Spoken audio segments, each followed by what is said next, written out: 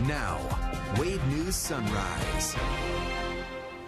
We're continuing to watch Hurricane Milton. We have a lot of different cameras. As you can see, Hurricane Milton made landfall last night in Siesta Key, Florida, on the west coast near Sarasota. It was a Category 3 storm, but it brought a lot of destruction to the state. We want to show you the roads right now in Orlando. You can see no one is out there right now. Everyone hunkered down, or they also left the state. But look at some of these floodwaters are taking over streets. Look at this truck right here trying to get through waters in Fort Myers. Also, we have this video of damage because about 125 tornadoes respond before this storm hit. Look at that.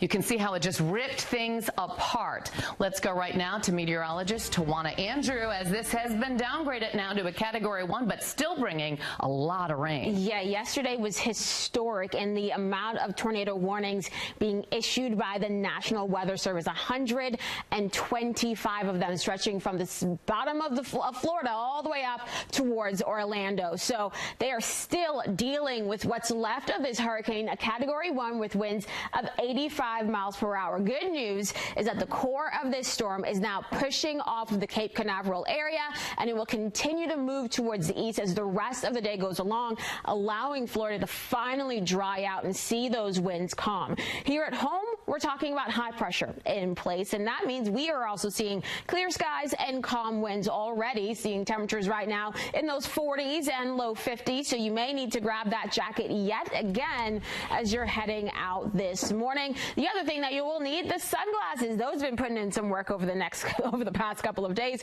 Going to be climbing back into the 70s for highs later on today, so some gorgeous weather coming our way. Now, we will see a front trying to move through our area as we head into the weekend. I'll let you know the impacts we could see from that in just a few minutes.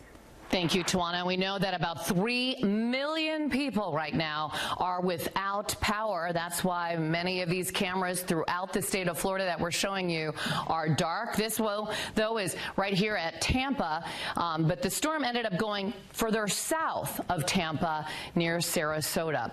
And a lot of people were still dealing with Hurricane Helene. Now, Hurricane Milton brought powerful winds and waves. Look at these palm trees. Some of the leaves just ripped right off of them. Massive flooding, too, across the state, water covering roads, even took out some small bridges.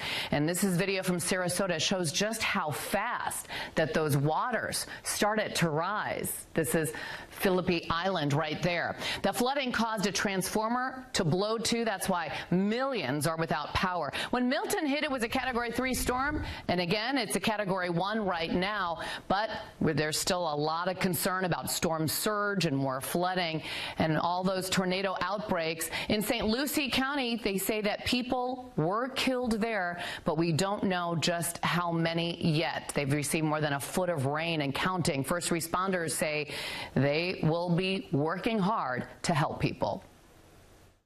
We're going to double check, triple check. We want to make sure that if anybody is there, we're going to find them and we're going to get them out before the storm comes. And the storm's not going to stop us. We might have to hunker down for a little while, but we're not going to stop until we're confident that we were able to rescue everyone who needs to be rescued. And this is some of the damage that we've seen so far. This is Dunellen, Florida, near Cedar Key on the west coast of Florida. And they've dealt with 2 other hurricanes this year, most recently Helene, too. And so much concern about all that debris that was still in the roads due to Helene. One woman lost her home during Helene, and she's wondering now what could happen next. Yes, I do not have a home. We've been in a hotel for the past 2 weeks. This hurricane, a lot of people have been displaced, and, when we wake up and see the destruction of what this storm has caused, it could have an effect on thousands of more Floridians. So, and then we're all going to be looking for homes. So it's going to be tough. The storm also tore off a part of Tropicana Field Stadium roof. The Rays Stadium being used as a base camp for debris cleanup, too, and first responders during Hurricane Milton. And millions of Floridians were urged to evacuate before the storms, but some families ran into issues because they couldn't find a place to stay. A couple from Central Florida found a spot here, at this RV park in Bainbridge, Georgia. They say they're lucky to have found it, but they are worried about people in their community who are just starting to recover, too, from Hurricane Helene. We have a lot of community who are elderly that come down there, and they've lost everything. So it's now having this other one come is, quite a big disruption for a lot of our community and in the lives of the people that we know and care for. Well, even though there were mandatory evacuation orders, some people decided to stay in their house. A lot of people prepped, putting sandbags around their home to keep the water out. An Indiana native who lives in Florida decided to stay in her house. Evacuating is not an option when it's this close to a storm.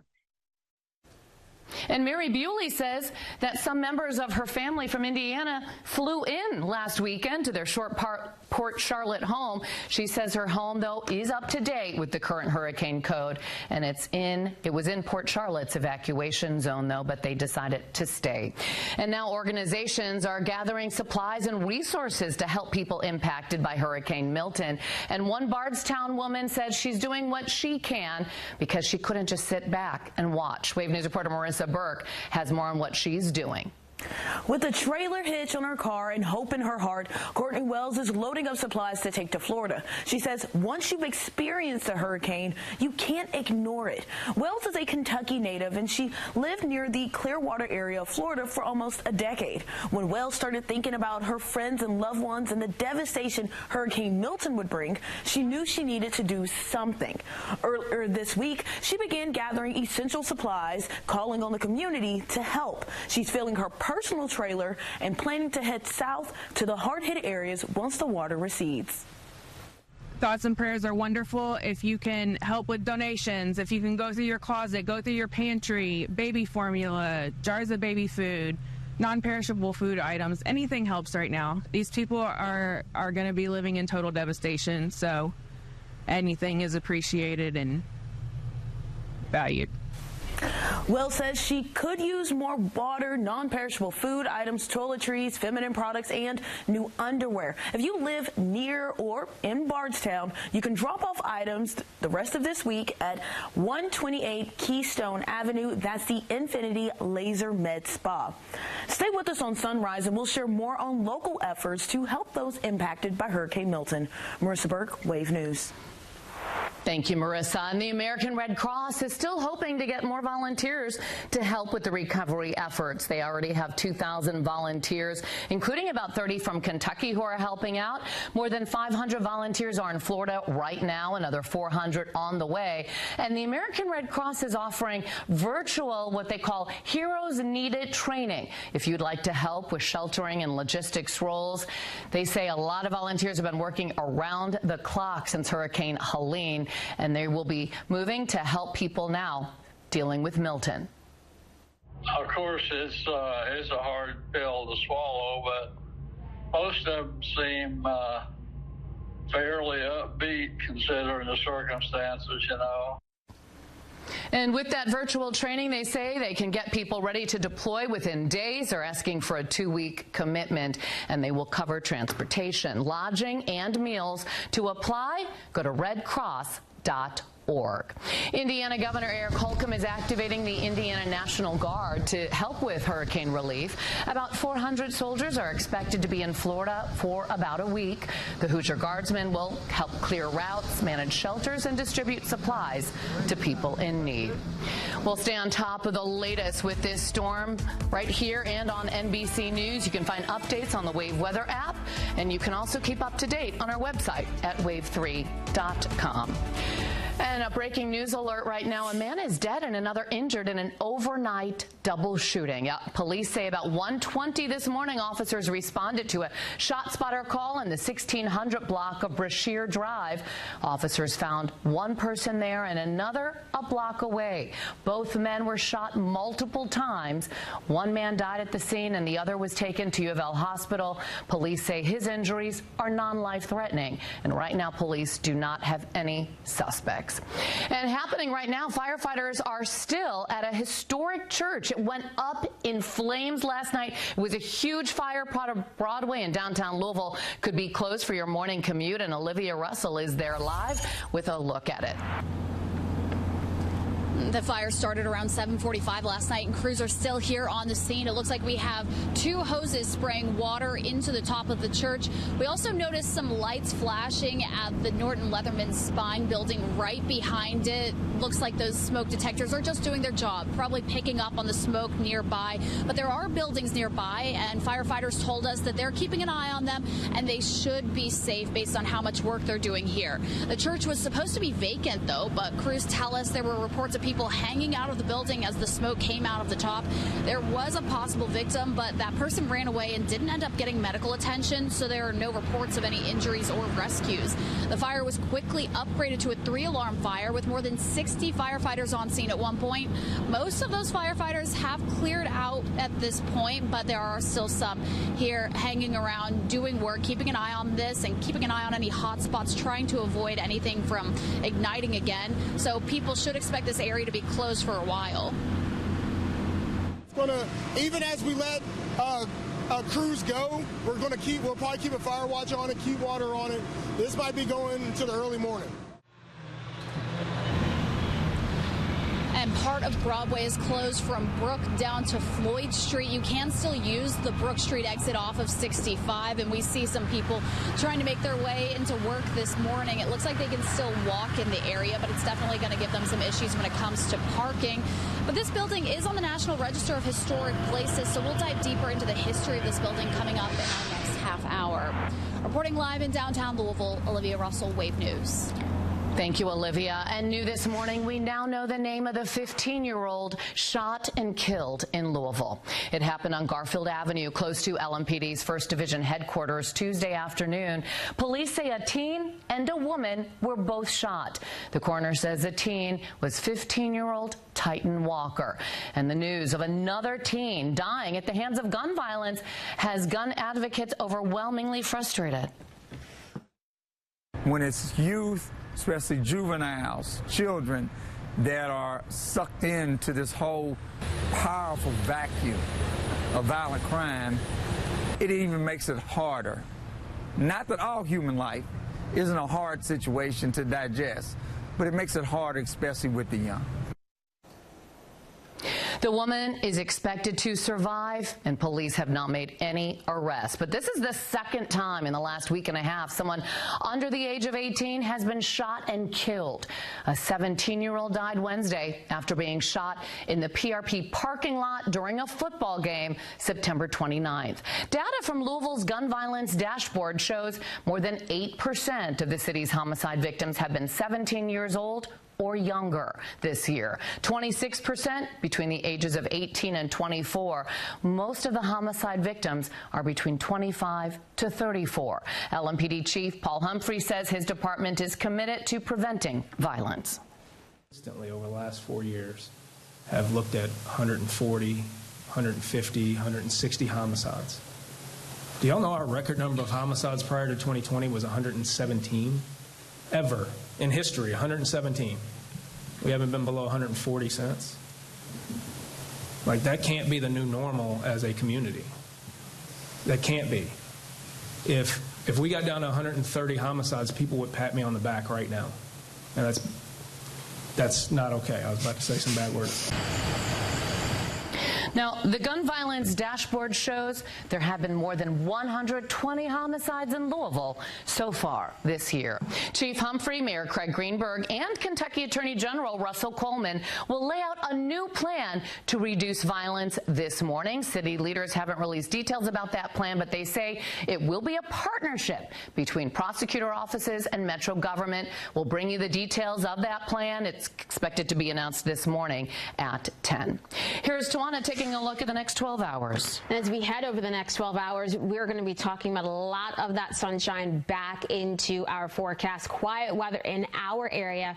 But as we look ahead, there is a front that's going to move through. I'll let you know what it will do to our forecast after the break. And as we continue to look at the impact of Hurricane Milton, we are still feeling the effects of Hurricane Helene, what that is doing to medical procedures at one local hospital. And a local restaurant back open in a new spot. It was damaged after a fire ripped through Market Street in downtown Louisville. We'll show you the grand reopening of this restaurant coming up. Wave News. And power companies in Kentucky are extending resources to those still recovering from Hurricane Helene and those now responding to Hurricane Milton. Following Helene, power companies in southeastern Kentucky relied on help from others to help restore power to the thousands who lost it in the Commonwealth. But with the weather in Kentucky looking clear now, power companies sent crews to the Tampa area to be on standby after this recent hurricane. Officials say the amount of time crews spend in the Tampa area will depend on how much damage the hurricane causes.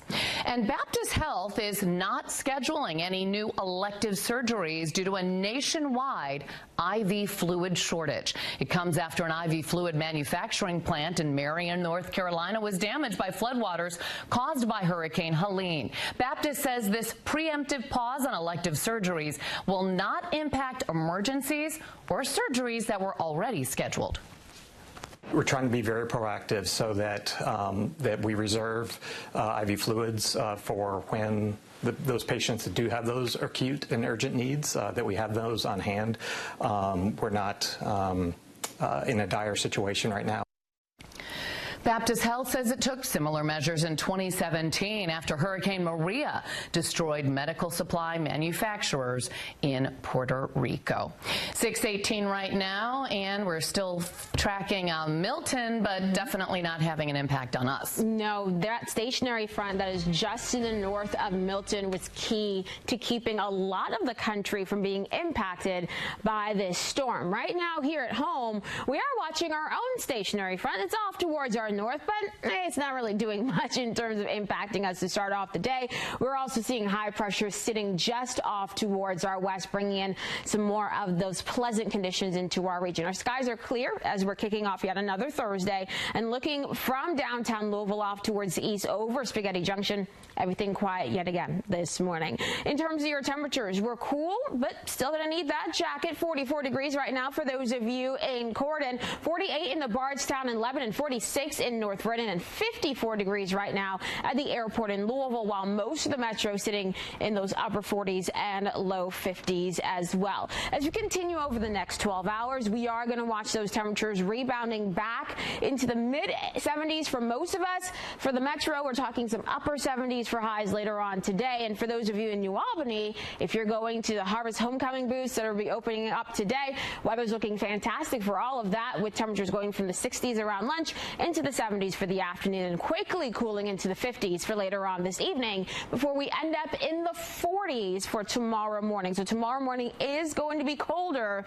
than what we're dealing with right now. I would not be surprised tomorrow morning if we saw a few of those upper 30s coming back our way, especially in our valleys. Looking ahead to the next 10 days, here's what we have going on for tomorrow. More of that sunshine, highs return to the 70s, and then on your Saturday we'll be warming up a little bit more. Even though we have extra clouds overhead on Saturday, we are going to be talking about those low 80s trying to come into play for many of us. Then on Sunday, a cold front will sweep through our region. As it does so, we'll watch this area of low pressure pushing by as well, and we'll keep an eye on some extra clouds overhead, some wind gusts near 25 miles per hour. With this low still nearby as we head into the beginning of the next work week, we're going to keep some clouds overhead, keep some of those gusty winds around as well, with highs in the 50s and low 60s for Monday and Tuesday. We add back in a lot more sunshine once we get towards Wednesday of next week, as long as that low pushes further to the east enough by then we'll see that gradual warming trend starting on Wednesday and lasting towards the weekend. But if that low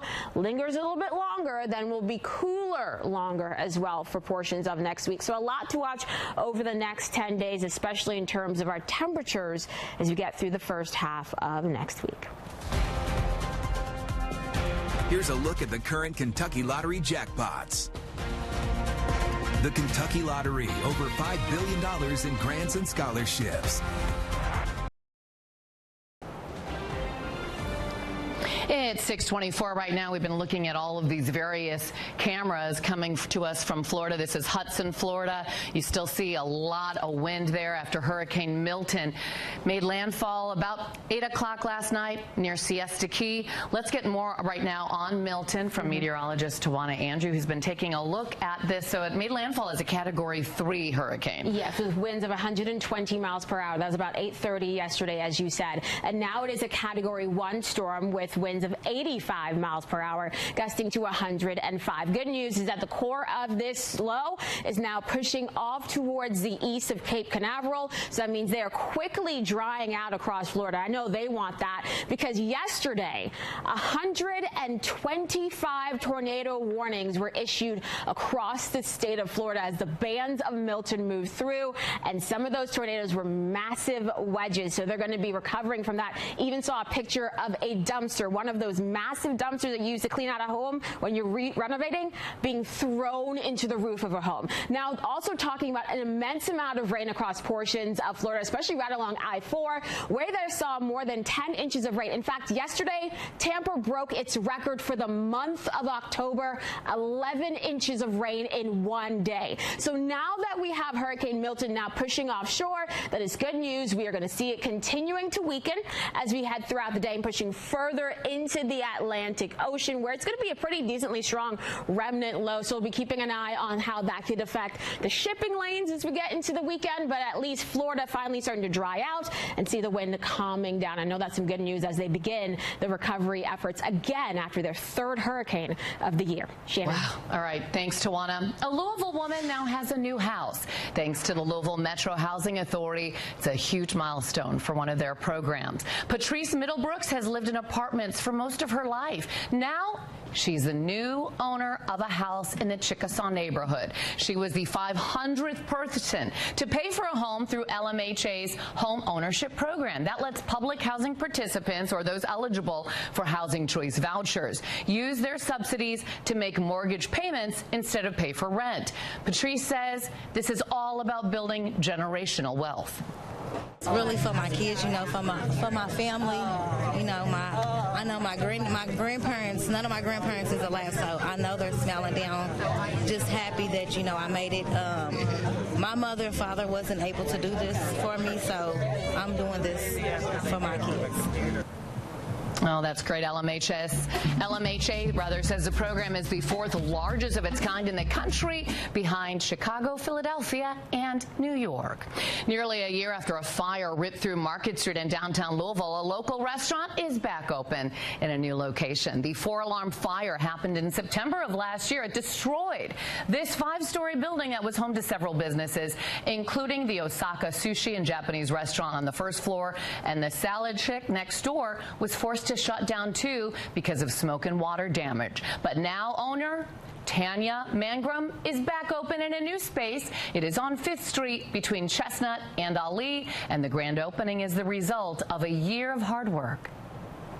I mean, it was really, really hard because when I got this building, it was just a shell. The building was just a shell. Everything that you see, I put in here.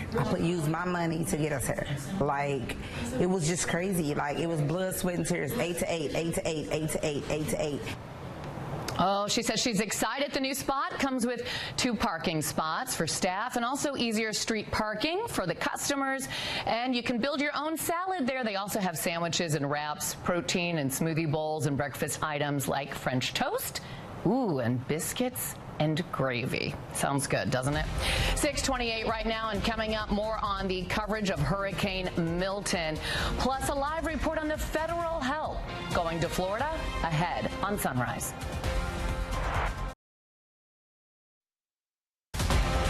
Now, Wave News Sunrise.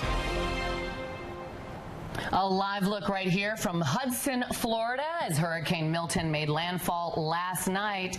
We're continuing to take a look all around this state. About 3 million people right now are without power. This is Tampa, Florida. Looks like they still have power, so that's some good news. And here's Tawana right now with the latest on Milton as it's continuing its way across Florida. It's been downgraded now. It's a Cat 1. It's still a Cat 1, and now the core of it is offshore. So that's the good news there. The rain is starting to end across Florida as well, so that's also some good news. So they're now getting able to dry out. The wind's relaxing, and especially once that wind gets less than 40 miles per hour, crews are able to get back out and check on everyone after the storm has passed. So we are seeing improving conditions gradually across the state of Florida. That is certainly some good news for them. What we're seeing here at home, high pressure in full control. That means for those of you who love this weather, you get another full day of it. With clear skies overhead right now, we are seeing temperatures cooling down just a bit, now down to 46 for those of you in North Vernon, Hardinsburg,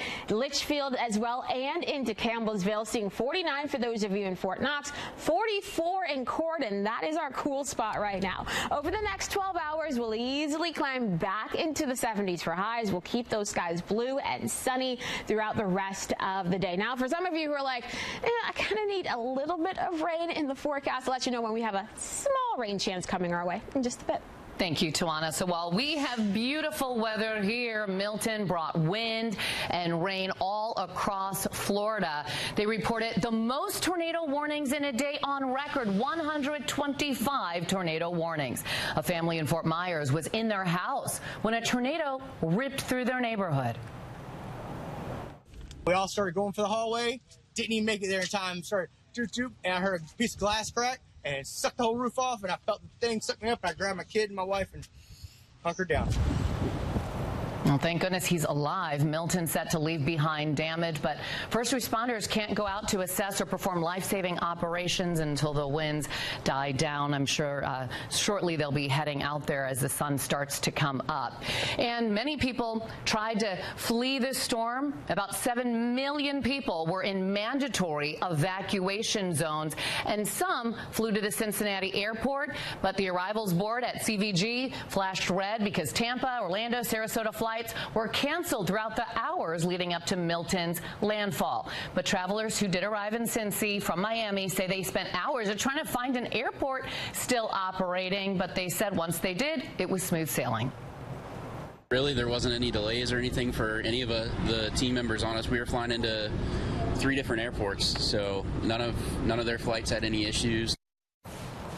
And because Cincinnati's airport has some good ramp space, they also stored about 20 planes there to keep them safe while the storm went through Florida. And Jefferson County firefighters have joined the Hurricane Milton relief efforts. Some helped during Hurricane Katrina. For others, it's their first deployment. Marissa Burke in the studio this morning with more. And these firefighters train monthly for these types of operations.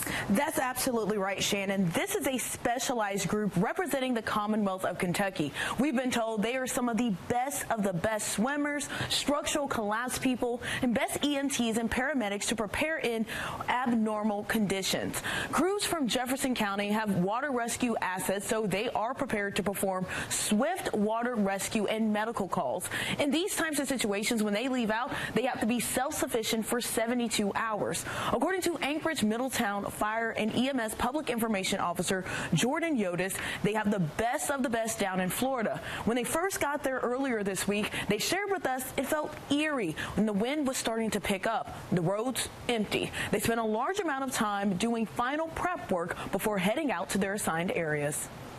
Well, here, deployment, they always have a lot of questions, but you never know what the conditions are going to be when you go on a deployment, where you're sleeping, where you're eating, all those things. So it's crucial when we have a team like we have come from Jefferson County, that when they leave, they have the resources that they need to be self-sufficient, because they don't know what the resources are going to be like initially when they get where they're going.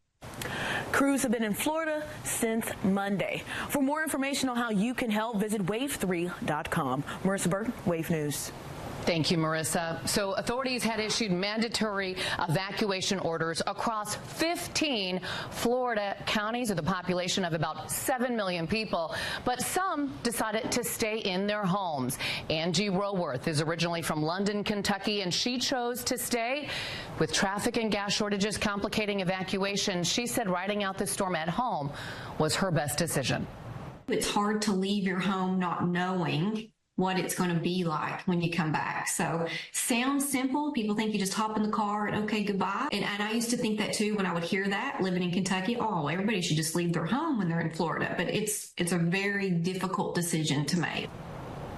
She says she prepared by stocking up on food, water, and also she secured her window with shutters. President Joe Biden is reassuring Floridians and others in the path of Hurricane Milton his administration has their backs. This as federal response units from the National Guard, Coast Guard, and more are stationed nearby to help. And this morning, though, 3 million people are in the dark, and we're waiting to assess the damage when the sun comes up. NBC's Alice Barr live this morning in Washington with more on the federal response. Alice? Good morning, Shannon. These are dangerous hours for people who chose to ride out Hurricane Milton, as we just heard from one of them. And as search and rescue efforts are ramping up, the federal government is adamant it has the resources needed to respond. Hurricane Milton churning across Florida after coming ashore last night as a Category 3 storm near Siesta Key off Sarasota. Milton's power unleashing dangerous storm surge and flash flooding and spawning a deadly tornado outbreak. This is a devastating tornado. It took out that 10,000 square foot red iron building. Ahead of landfall, FEMA put 1,200 search and rescue workers in place to respond. This also includes 30 high water vehicles, helicopters, as well as boats to be able to go in and support the counties and the states as needed. Also on the ground, crews ready to restore power and distribute millions of meals and liters of water as federal responders braced for a potentially once-in-a-century storm. To the people of Florida and all the impacted states, we've got your back. President Biden urging storm victims to avoid swirling misinformation and seek the help they need. Members of Miami Fire Rescue's Florida Task Force 2 among the crews looking for survivors. The first couple of days is full blitz for all the task forces. It's 24 hours of operation, trying to find those that are left behind, trying to find those that are stuck. Many who fled the path of destruction already dealing with damage from Hurricane Helene. I think it's just cumulative, you know, it's just, you start to fill out and you get pretty overwhelmed. Now they wait to see what's left. In Washington, federal agencies are warning about the risk of fraud and price gouging in the wake of the storm, noting they are tracking for spikes in essentials like food and gas and will hold companies accountable if they're found ripping people off. Shannon? Thank you, Alice. So Milton has moved off the coast now on the east coast of Florida, but there's still danger for the west coast of the state? There is this real risk of storm surge. Warnings now in place for much of the coastal areas, and waters moving inland. That could mean even more flooding for the interior of Florida.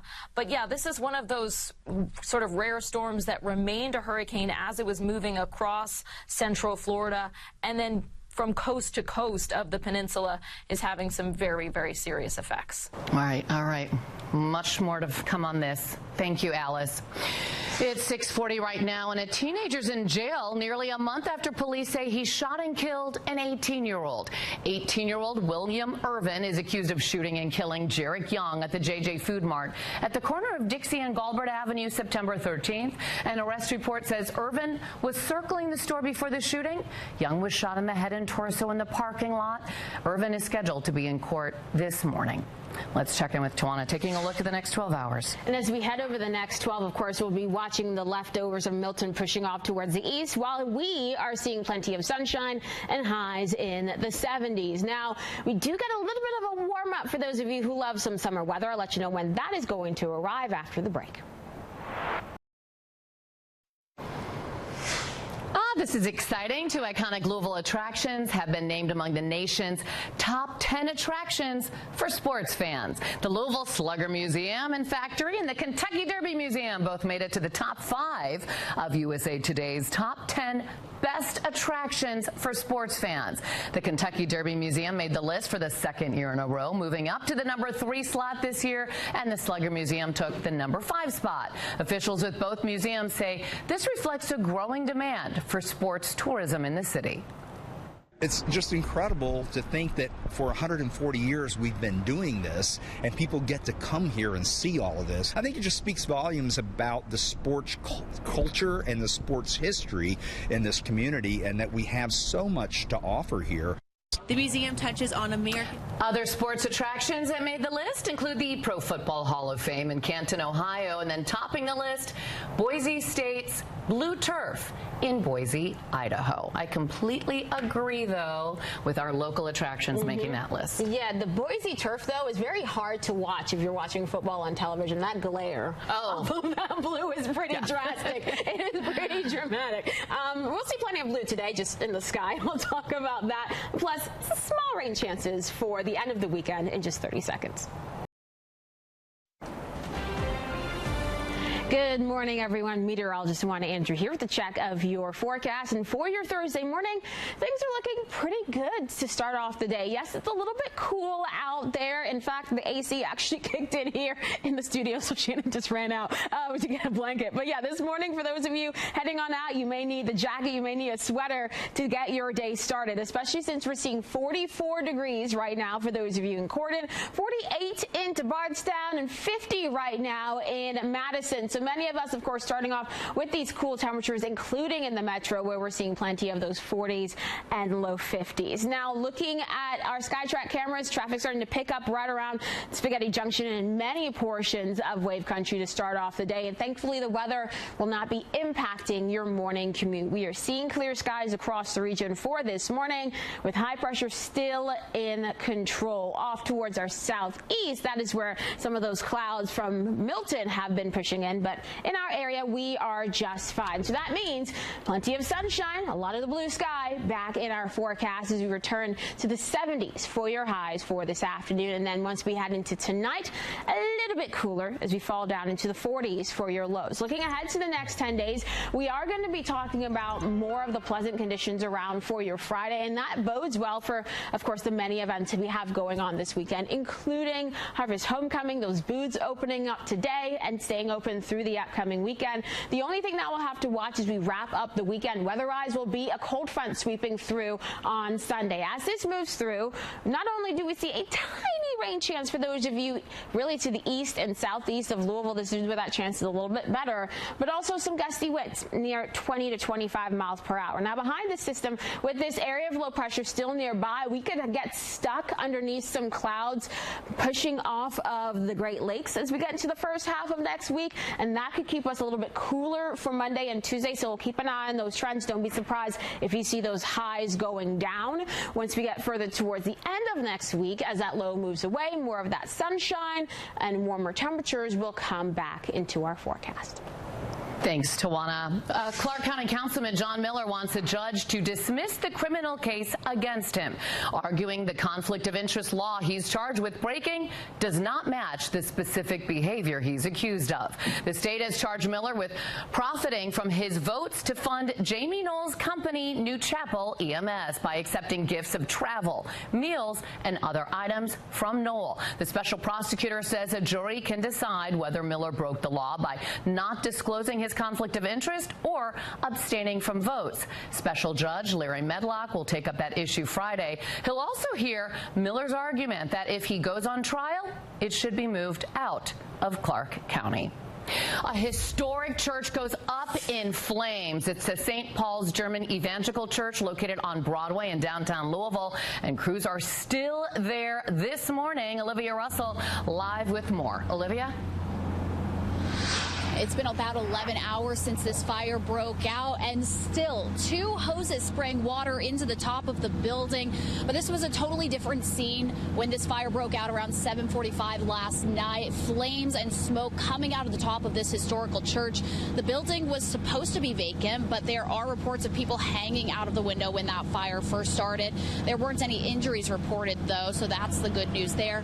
People who work or live nearby are probably familiar with this church. It stands out here on Broadway. The St. Paul German Evangelical Church has been on the National Register of Historic Places since the 1980s. The last time we heard from firefighters last night, they weren't sure if the building even had electricity. They said the age of this building could have contributed to the size of the fire. It's an old church like this, you know, how they were built back a long time ago. You have heavy timber, and that stuff, once it gets burning, burns a lot. That's why, again, we go back to we have the heavy, large diameter master streams going. All our aerials flow well over 1,000 gallons a minute, so we're supplying all our master streams and getting a lot of water in there. Firefighters told us they have been here before, but they couldn't say why without looking at the records to confirm anything. They also aren't sure exactly what started the fire, but our own investigators are at the scene trying to answer that question for us. But part of Broadway is shut down, has been for about 11 hours now, and that stretches from Brook Street down to Floyd Street. They have opened up part of Broadway near Preston Street, but it looks like you can still use the exit at Brook Street to get off of 65. So you still have some access, and people are able to walk through the area. You just can't drive in the area. Reporting live in downtown Louisville, Olivia Russell, Wave News. We'll have more Sunrise coming up after the break.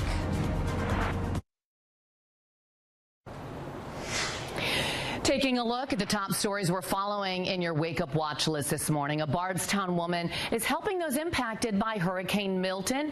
Her name is Courtney Wells, and she's loading up supplies to take to Florida. She started gathering them, and she'd like you to donate if you can help. So if you live in or around Bardstown, you can drop off items the rest of the week at the Infinity Laser Med Spa, which is located at 128 Keystone Avenue. A man is dead, another injured in an overnight double shooting. LMPD says about 1 o'clock this morning, officers responded to a ShotSpotter call in the 1600 block of Brashear Drive. Officers found one man there and another person a block away. Both men were shot multiple times. One of the men died at the scene and the other was taken to U of L Hospital. Police say his injuries are non-life-threatening and police do not have any suspects. And prosecutors are trying to convince a jury a man was high on fentanyl when he crashed into a family from Kansas who was in Louisville for a basketball tournament in 2022. Yesterday, the jury heard more testimony in Michael Hurley's trial. Prosecutors say he was high on fentanyl when he hit and killed Trey Jones at the corner of 2nd and Market Streets. Hurley tested negative for alcohol on a breathalyzer, but positive for fentanyl on a blood test. The trial will resume this morning. Here's meteorologist Tawana Andrew taking a look at our Thursday weather. And for today, we are talking about quite a bit of sunshine coming into our forecast. That's going to help us to warm up. Right now, we're seeing 40s and low 50s across the area, so you may be a little bit chilly as you're heading out this morning. Peeking into Bardstown, not seeing much going on. Of course, with quiet weather, a lot of you are taking a little bit longer to get ready this morning, and that's entirely fair. Once we get into later on this afternoon, we're going to be climbing into the mid to upper 70s for your highs, keeping all of that sunshine around and looking ahead to the next 10 days. What we'll have going on, some more of that mainly quiet weather, but the cold front pushing through on Sunday will have to drive our temperatures down at least for the first half of next week. A quick look at your roads, not dealing with any significant issues out there. Quite a few stalled vehicles. That's a lot. So I guess everybody's just pulling off to the side this morning. Some of those are semis though, so they're, getting their little naps in before they head back on the road. But overall, things looking good on the roads. That is good. Okay, and much more coming up on the after effects of Hurricane Milton that made landfall in one of our favorite spots, Siesta Key, Florida, that has the prettiest white sand. So much more on that coming up throughout the day right here on Wave and NBC. Hope you have a great Thursday, and we'll see you tomorrow. Get live streaming news 24 hours